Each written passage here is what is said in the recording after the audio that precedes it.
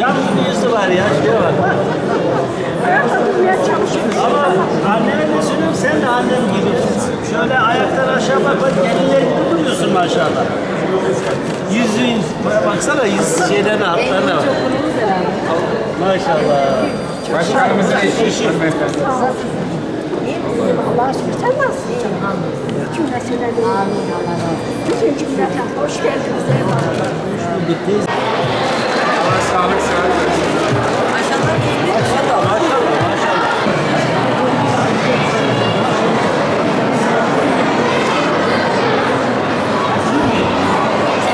Şey burada mı ya? Katip oluyor mu? Annesi birden gelmiş şimdi. Katip burada. Sen varsın başkanım.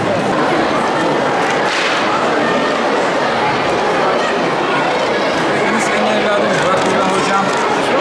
He?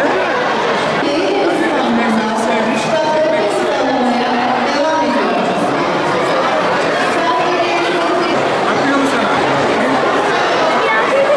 Öğretmenlerimiz ve öğrencilerimiz de var. Onların da kitapları var.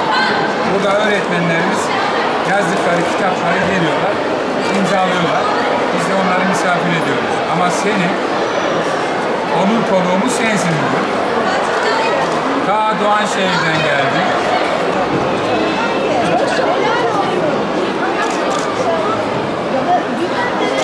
Adam yayın evi standında kitaplarını imzalamaya başlamıştır.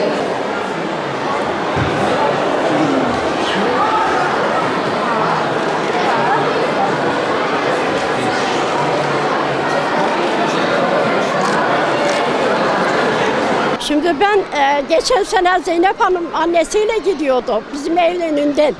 Dedim Zeynep bana bir kitap verir misin dedim. Dedi Emine abla dedi niye önce demedim, bugün okul kapandı. Ama kendi bana internetten yaprakları çıkarttı. Televizyondan da açtı. Bana ilgi gösterdi sabırla.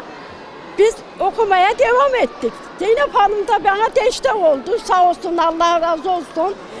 Biz de hemen bu yola başvurduk. Okuldan geldikçe çağırıyor. Gidiyorum okuldan. Evine gidiyorum, çağırıyor. Bazen yanıma geliyor. Sağ olsun, Allah razı olsun. Zeynep Hanım dedi ki biraz Mustafa dayım yardımcı olsun dedi. Ben de dedim ki niye Zeynep Bey ne diyor dedim. Sen biraz ben okut dedim.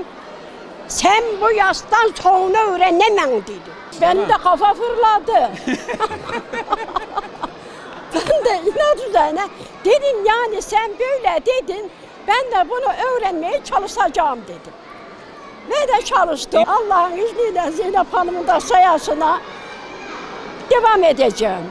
Kur'an-ı Kerim'i dua seyrederken Şükran Karakuş okuttu beni. 60 yaşında Kur'an-ı Kerim'i öğrendim. 88 yaşında da buna başvurduk, devam ediyor. Ve devam edeceksin. Devam edeceğim Allah'ın izniyle. Emine teyzemle biz aynı mahallede oturuyoruz. Benim komşum. Okuma yazma öğrenmek istediğini söyledi Emine teyzem. Ben de elimden geldiğince Emine teyzeme sadece rehberlik ettim diyebilirim. Emine teyzem çok azimli, çok kararlı. Ne kadar darda olursak olalım yaparız, hallederiz dedi. Ve biz böylece ilerledik. Emine teyzeme rehberlik ettiğim için ben de çok mutluyum. Milli Eğitim Müdürümüz sağ olsun, ilçe müdürümüz, şube müdürlerimiz hepsi bize bu konuda çok büyük destek oldular. Hepsine ayrı ayrı teşekkür ediyoruz. Çok sağ olsun. Bir harf bizim için 1 ay, 2 ay sürdü diyebiliriz. Neredeyse 1,5 yılı devirdik. Zor oldu, uzun oldu ama Emine teyzem hiçbir zaman vazgeçmedi. Yaparız dedi, hallederiz dedi. Zor olur ama yaparız dedi. Evde tekrar etti. Ben onun evine gittim. Bu süreci böyle atlattık diyelim.